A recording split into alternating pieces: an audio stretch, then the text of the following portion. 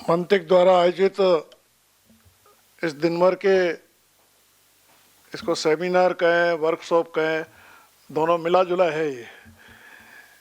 इसमें आज के इस उद्घाटन सत्र का चेयर कर रहे मंसूर साहब, हमारे पहले स्पीकर आदरणीय इलियासी साहब, और संवाद के कार्यक्रम को लगातार आगे बढ़ा रहे और अपनी पुस्तक का विमोचन सरसंघ चालक जी से कराकर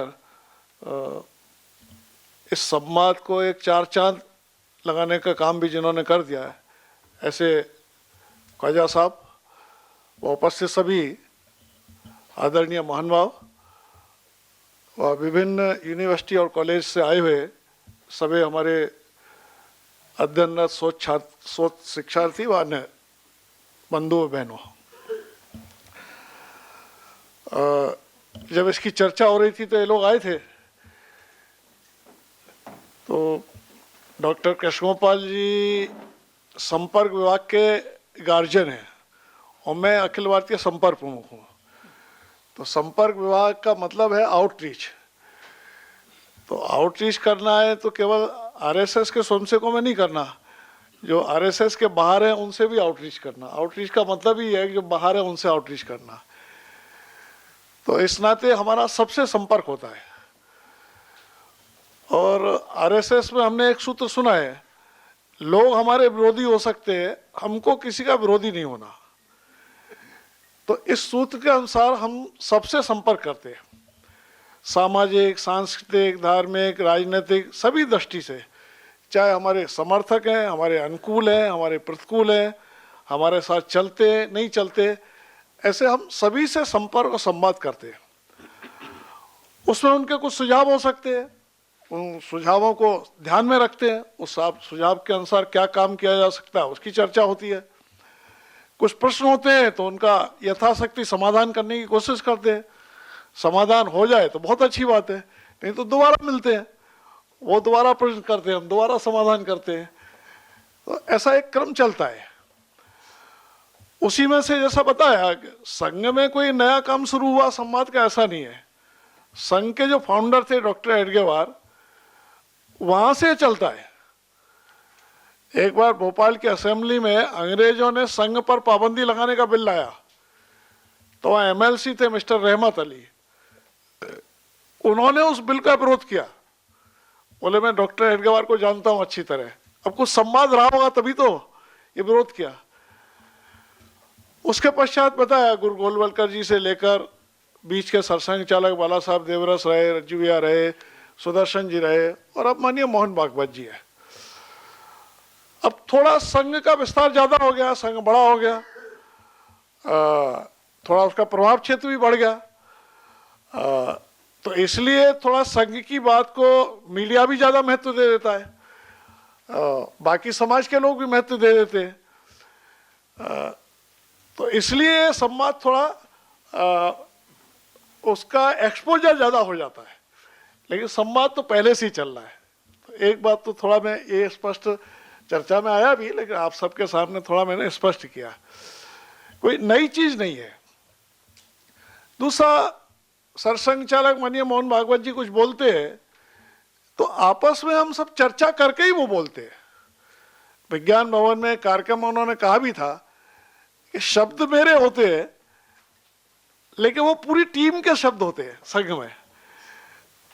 में ऐसा नहीं होता मैं कुछ बोल दूं, टीम में जो चर्चा होती है कि इस विषय को लेकर मैं कैसे जाना है, इस विषय को लेकर कैसे जाना है, वैसे ही हम लोग करते हैं। बोलने का काम किसी एक दो तीन को दिया जाता है, इसलिए जो कुछ बोला जाता है, और विशेष रूप से पूज्य सरसंघ चालक जी द्वारा जो बोला जाता है, वो संघ का एक विचार है। आगे संघ कैसा सोचता है, पहले कैसा सोचता था, आज कैसा सोचता है, ये सब है। तो इस अर्थ में ही उसको लेने की आवश्यकता है। आज का जो विषय भी है कि भाई भारत की सर्वसमावेशी परंपरा और इस्लाम, तो यहाँ इस्लाम के बहुत सारे विद्वान बैठे हैं, अध्येता बैठे हैं, तो इस्लाम के बारे में तो बात बहुत ज्यादा करना चाहिए उनको, मुझे ज्यादा नहीं करना चाहिए। फिर भी थोड़ा बहुत आप सबकी संगत में रह के जितना मैंने समझा है, मैं आपके यहाँ घर पर भी बैठक हुई है, 20-22 प्रोफेसर थे, यासी साहब के यहाँ भी बैठक हुई, एक आध बार व्यक्तिगत रूप से भी समझा। एक दिन ख्वाजा साहब से हमने आधा घंटे कुरान को समझने की कोशिश की, क्या है कुरान में, इस शब्द का अर्थ क्या है, इस शब्द का अर्थ क्या है। तो ध्यान में आता है जब जिज्ञासु वृत्ति रहती है तो सभी पक्ष समझने का अवसर मिलता है। जब हम अपने को एक बंद कमरे में बंद कर लेते हैं, नहीं हमें दूसरा को समझना ही नहीं है, तो फिर अपना ही अपना समझ में आता है, दूसरा समझ में नहीं आता। तो भारत की संस्कृति प्रारंभ से ही ऐसी रही है जहां वाद और संवाद होता रहा, विवाद नहीं हुआ, वाद और संवाद होता रहा और एक दूसरे को समझने का प्रयास हुआ। सामान्यतः दुनिया भारतीय संस्कृति को हिंदू संस्कृति कहती है, आप हिंदुस्तानी संस्कृति कहते हैं, कोई हिंदवी संस्कृति कहता है, कोई भारतीय संस्कृति कहता है, कोई इंडियन कल्चर कहता है। कंटेंट तो उसको दुनिया एक ही समझती है, उसका कंटेंट एक ही है। तो दुनिया के लोगों ने भारत को जिस अर्थ में भी समझा, उसको स्वामी विवेकानंद जी ने एक स्थान पर बहुत अच्छे ढंग से व्यक्त किया है कि भारत में जो भी संस्कृति विकसित हुई है वो संस्कृति ऐसी हुई जो सबके बारे में सोचती है और केवल टॉलरेंट नहीं है, वो सबको एक्सेप्ट करती है और सबका रेस्पेक्ट करती है। यहां जो भी ऋषि मुनि प्राचीन काल से रहे, उन्होंने मन के अंदर झांक करके एक ये निकाला, ईश्वर एक है, उसका अंश सब में है। हमारे यहाँ भी उर्दू में तौहीद शब्द है, उसमें भी एक ईश्वरवाद है और मानवता की एकता वगैरह की सारी चर्चा की गई है। मैंने सब इन लोगों से सीखा, मंच पे बैठे और आप सब लोग बैठे, शब्द तो शब्द गलत ना हो जाए इससे मैंने इनके कान में पूछा, मैंने कहा यही अर्थ है ना, तो उन्होंने कहा नहीं, ठीक आपने अर्थ बताया, यही अर्थ है।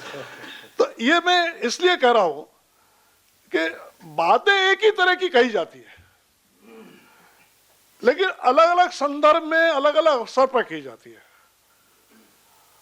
अब जब कुरान और हदीस लिखी गई,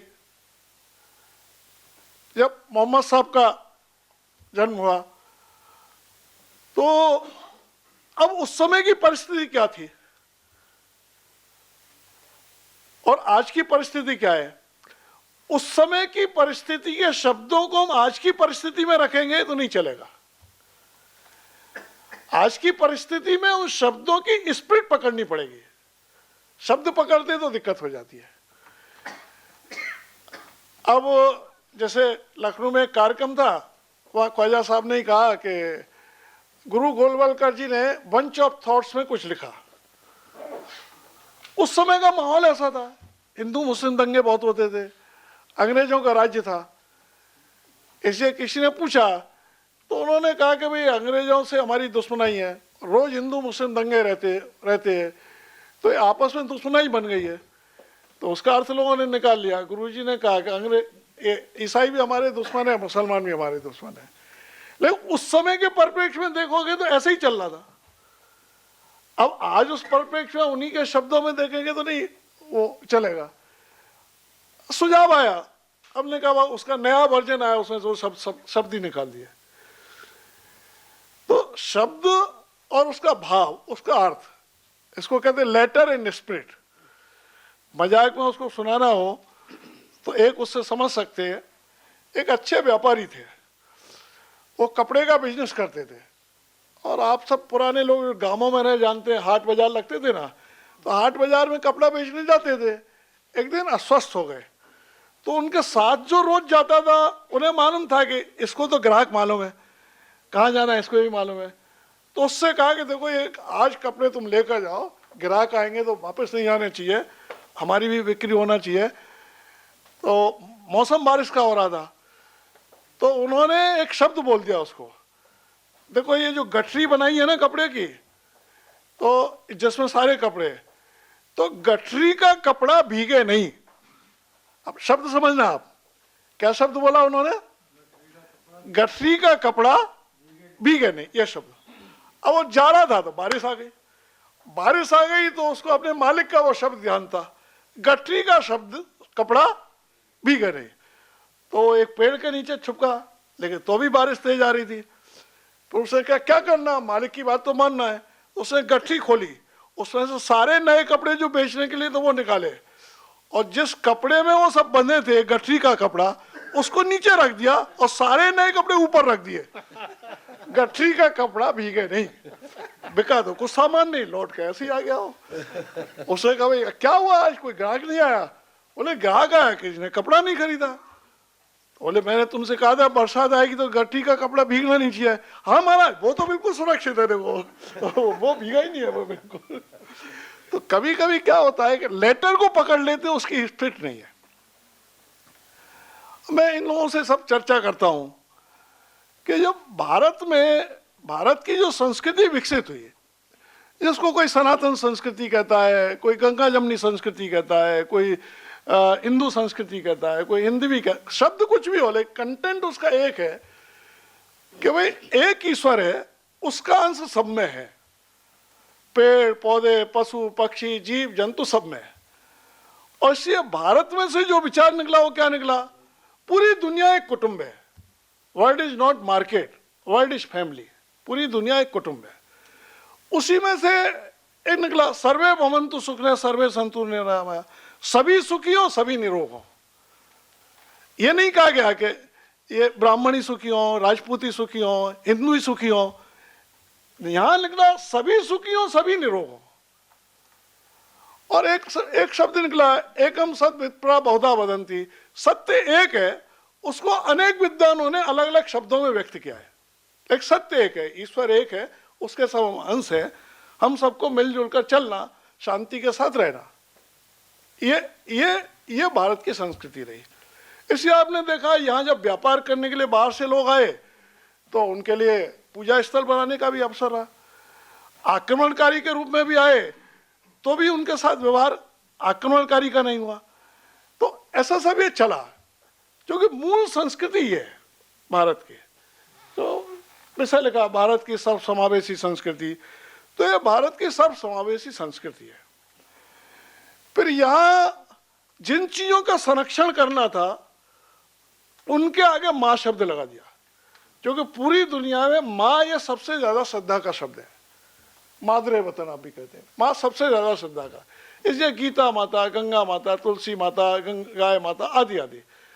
तो ऋषि मुनियों को लगा कि जल का संरक्षण होना चाहिए, इससे नदी को माता मानो, प्रकृति का संरक्षण होना चाहिए, नहीं तो प्रदूषण तो बहुत होता है। अभी आप दिल्ली में आप बैठे हैं तो शहर में प्रदूषण माना जाता है, इसलिए प्रकृति का पूजन करो। तुलसी 24 घंटे ऑक्सीजन छोड़ती है, इसलिए तुलसी का पूजन सबसे ज्यादा करो। तो ये सब बातें श्रद्धा निर्माण करने के लिए ऐसा बना दिया गया। अब इनको जब रिचुअल्स मान लेते, तुलसी के आगे दीपक जलाना, ये करना, बस यही धर्म है, ऐसा नहीं। स्पिरिट उसकी ये है, तुलसी सबसे ज्यादा ऑक्सीजन छोड़ती है, इसलिए तुलसी का संरक्षण करना है, इसलिए तुलसी को माता का। मुझे बताया कुरान शरीफ में भी तुलसी को इसी अर्थ में प्रयोग किया गया है, रेहान उस शब्द को प्रयोग किया गया है। तो ये स्पिरिट छोड़ने से दिक्कत आती है। शब्द अलग अलग हो सकते हैं, स्पिरिट एक ही है। अब मैं इन सब से जब सीखता हूं तो उसमें एक उम्मा शब्द आता है, तो उम्मा शब्द का अर्थ मुझे जो इन्होंने बताया है, मैंने जेल में थोड़ी कुरान बाइबल पढ़ने की कोशिश की, उर्दू भी पढ़ने की कोशिश की, अलिफ पे ते जीम चे है के सब पढ़ा मैंने थोड़ा थोड़ा, हाँ, लेकिन बाद में बोलने का अभ्यास नहीं हुआ, ऐसे नहीं हुआ। तो थोड़े बहुत शब्द जो समझ में आते हैं। अब उम्मा का अर्थ है सह अस्तित्व। सह अस्तित्व में भाईचारे की बात होती है, बंधु भाव की बात होती है, तो सभी मिलकर रहे, यही उसका मतलब है? हाँ, बंधुत्व, यही उसका अर्थ है। तो कभी कभी आप देखोगे इस्लाम का जो विकास हुआ और भारतीय संस्कृति का जो विकास हुआ, उस समय की परिस्थितियों में जो शब्द बोले गए, जो बात बोली गई, उनका उस परिस्थिति के संदर्भ में अर्थ लीजिए। वो एक शब्द आता है क्या, काफिर। अब काफिर शब्द का अर्थ क्या था, अब उसकी मैं व्याख्या डिटेल नहीं करूंगा, मुझसे ज्यादा आप जानते हैं। जब मक्का दोबारा आए ना, मक्का में बात में बताया, दोबारा लौट कर आए, जब हाँ बाहर चले गए, लौट कर आए, तब लोगों ने उनको परेशान किया तो उन्होंने कहा भाई या तो ये बाहर इनको सम्मान से भेज दो या अपने में मिला दो, नहीं तो इनको समाप्त कर दो। अब इसको किसी समय काफिर कहा होगा,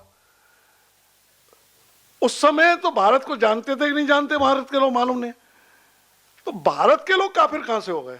उस समय वहां जो मोहम्मद साहब से लड़ रहे थे उनको काफिर कहा। अब उसका अर्थ आज के लिए लगा दिया जाता है, नहीं जो कुरान को नहीं मानता वो काफिर है। जिसने मोहम्मद साहब की अवमानना की वो तो राजा थे एक तरह से, वो खाली धार्मिक व्यक्ति नहीं थे, साथ साथ राजा भी थे। तो उनका भाई जो ये नहीं मानेंगे, जो बाद में परेशान करेंगे, इनके साथ ये व्यवहार करो। अब वो शब्द आज भी यदि चलेगा दुनिया में, तो फिर दुनिया के साथ सहअस्तित्व नहीं हो सकता।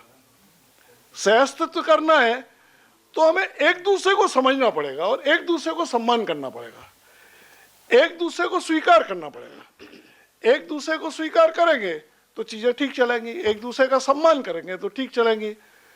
जब कभी कभी होता है कि नहीं मैं ही ठीक हूं, लेकिन भारत में हमने जो संघ में भी पढ़ा, जैसे संघ में कहा कि हमारे लोग विरोधी हो सकते, हम किसी के विरोधी नहीं है, इसलिए कहा भाई नहीं सोचना ऐसा चाहिए, वो भी ठीक है हम भी ठीक है, कुछ उनमें कमी होंगी कुछ हम में कमी होंगी, एक दूसरे की अच्छाइयों को समझेंगे, अपने में लाएंगे, एक दूसरे की कमियों को आपस में संवाद करके दूर करने की कोशिश करेंगे। दिस इज सेहत अस्तित्व, दिस इज उम्मा। अब हमने ये मान लिया कि नहीं मैं मानू नहीं, मैं ही ठीक हूं, इसलिए आपको वंदे मातरम बोलना ही पड़ेगा।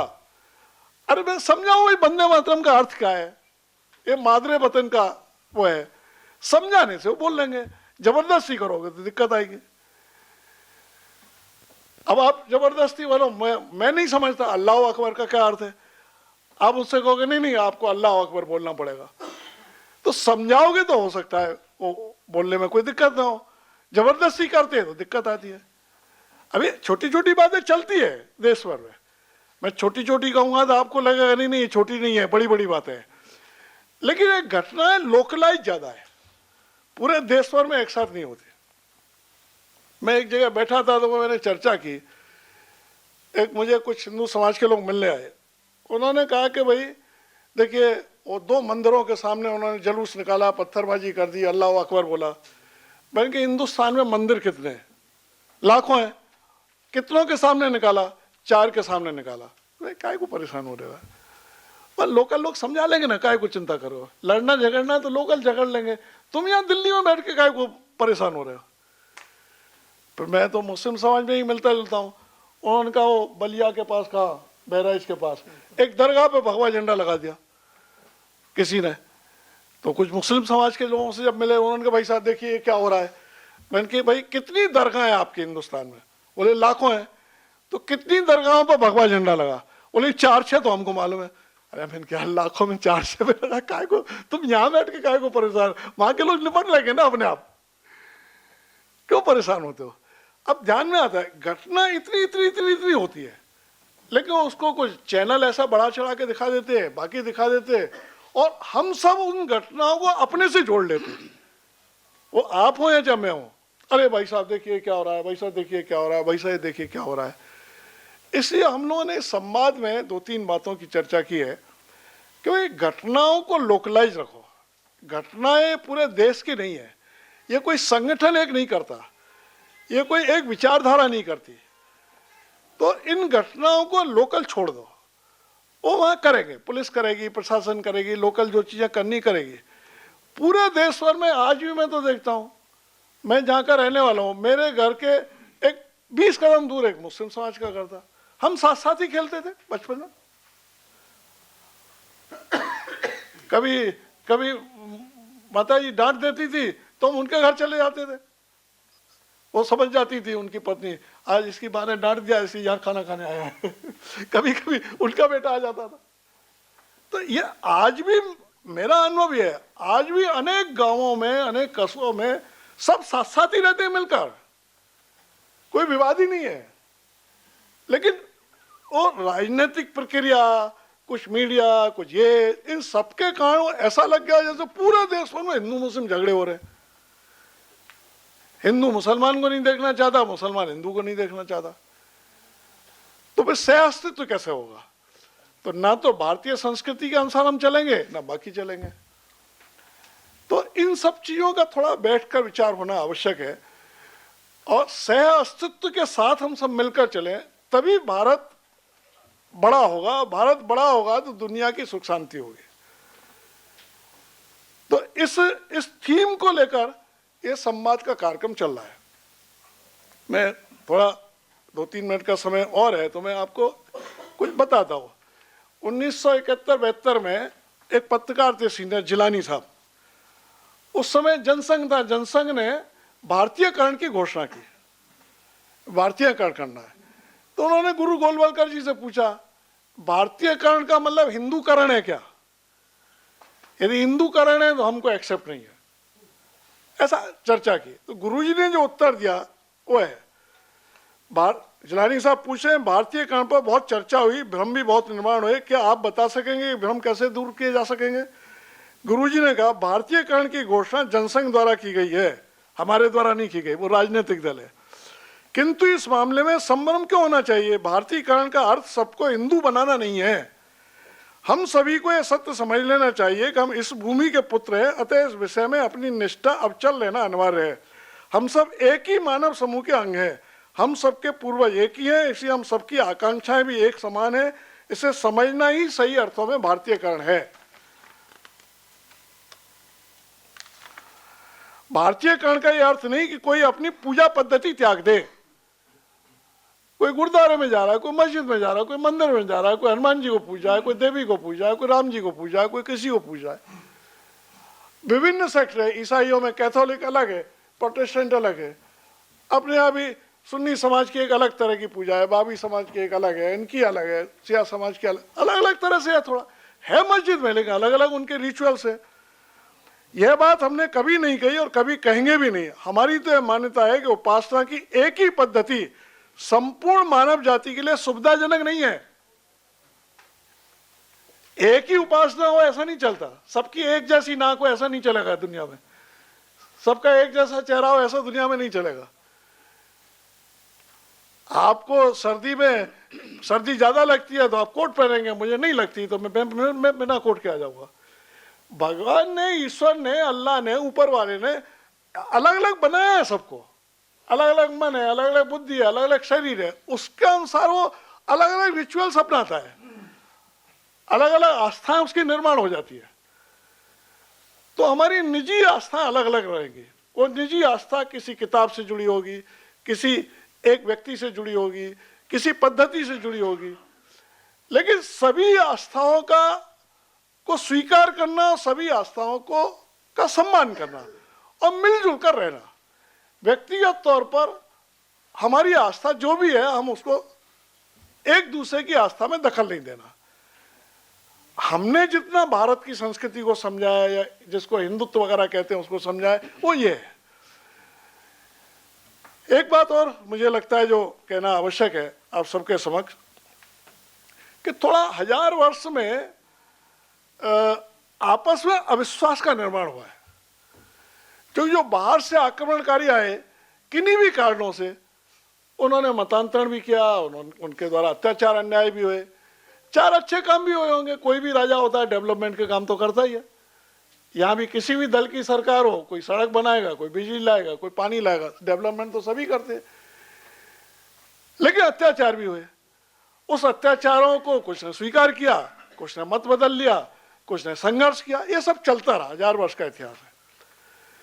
अंग्रेजों ने बहुत चतुराई पूर्वक, जब जिसका उल्लेख इलियासी ने किया, 1857 में साथ मिलकर लड़े, तो उन्होंने कहा हम ज्यादा राज्य नहीं चला सकते, इसलिए इनको बांटो। तो अंग्रेजों ने बहुत चतुराई से हमको बांट दिया, हिंदू मुसलमान में बांटा, हिंदू सिख में बांटा, हिंदू जैन में बांटा, ये सब बांट दिया, और हम उनके ट्रैप में आ गए, हम बट गए। और बट गए तो आज तक वो बटे हुए दिखते हैं, आज तक वो अविश्वास चलता है। तो इस संवाद का अर्थ यह है कि अविश्वास धीरे धीरे कम हो, विश्वास धीरे धीरे बढ़े। एकदम जल्दी कम नहीं होगा और एकदम जल्दी बढ़ेगा नहीं, ये हमारा स्पष्ट मानना है। हम बैठेंगे उठेंगे तो धीरे धीरे कम होगा, धीरे धीरे विश्वास बढ़ेगा।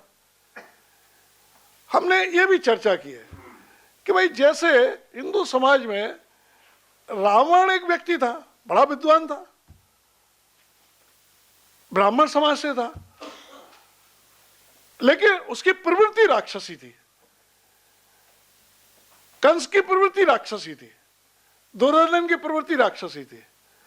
तो भारतवर्ष में जिनकी राक्षसी प्रवृत्ति रही उनकी पूजा नहीं है, उनको आज भी विलेन ही समझा जाता है। तो भारत की संस्कृति में हमको साथ मिलकर रहना है, तो हमारे यहां भी जिनको विलेन समझा जाता है भारत में, वो हमारे आदर्श नहीं हो सकते, होना नहीं चाहिए, ऐसा मेरा मानना है। आप सहमत हो ना हो ये अलग बात है, क्योंकि ये तो चर्चा है, ये कोई सबको एक दूसरे को सहमत करने के लिए नहीं है, चर्चा के लिए चर्चा है, धीरे धीरे बढ़ेगा, सहमत होगा। मैंने एक सज्जन से कहा, मैंने कि भाई यदि आप औरंगजेब को अपना महापुरुष मानते हो तो औरंगजेब के अत्याचार भी आपको अपने सिर पर लेने ही पड़ेंगे, उसका बैगेज लेना ही पड़ेगा। आप दारा शिकोह को मानते हो तो उसका बैगेज लेना पड़ेगा, उसने तो मिलजुल कर बात की। तो किसको हमें आदर्श मानना है, किसको नहीं मानना, यहाँ रहीम रसखान सबकी बात हुई। हम रोज संघ में कार्यालय में प्रार्थना करते हैं 15 मिनट की, उसमें रहीम रसखान इन सबके नाम है, आपको आश्चर्य होगा। तो आज अब्दुल कलाम आदर्श है, अब्दुल हमीद आदर्श है, खुसरो आदर्श है, बाकी सब आदर्श है, पहले उसमें उल्लेख में काफी आया है। तो आज हम मदरसों में पढ़ाते हैं, चाहे स्कूल कॉलेज में पढ़ाते हैं, चाहे घर में, हम बच्चों को किस दिशा में ले जाना, ये इसका हमको थोड़ा विचार करना पड़ेगा। क्योंकि देखिए दुनिया में भारत बड़ा होता है तो भारत की समावेशी संस्कृति के कारण भारत दुनिया की सुख शांति के लिए ही काम करेगा, ये पक्का है। और कोई देश करे ना करे, करे तो बहुत अच्छी बात है, लेकिन भारत का तो पक्का है वो किसी से विद्वेष रखकर काम नहीं करेगा। तो भारत की संस्कृति को मानकर, उसको मैंने कहा आप भारतीय संस्कृति कहो, इंडियन कहो, हिंदू कहो, सनातनी कहो, कुछ कहो, हिंदी भी कहो, वो अपने अपने आस्था के अनुसार जो शब्द प्रयोग करो। हमें एक शब्द अच्छा लगता है हम वो बोल देते हैं। तो आवश्यकता इस बात की है, जो भारत की सर्वसमावेशी संस्कृति है, हम भारत में रहते हैं, भारत के नागरिक हैं। लोग कहते हैं मुस्लिम समाज के भी 72 फिरके भारत में ही है, दुनिया के मुस्लिम देशों में भी नहीं है, और रहते हैं सब साथ साथ मिलकर रहते हैं, साथ साथ मिलकर लड़े देश के लिए, आज भी लड़ते हैं। तो हमें उनको याद दिलाना पड़ेगा कि जो देश के लिए लड़े, जो मिलकर लड़े, वो लड़ेंगे तो वैसा ही सबका मानस बनेगा, उसकी फिर वैसी रिसर्च करना, बाकी क्या करना, तो ये सब थोड़ा सोचना पड़ेगा।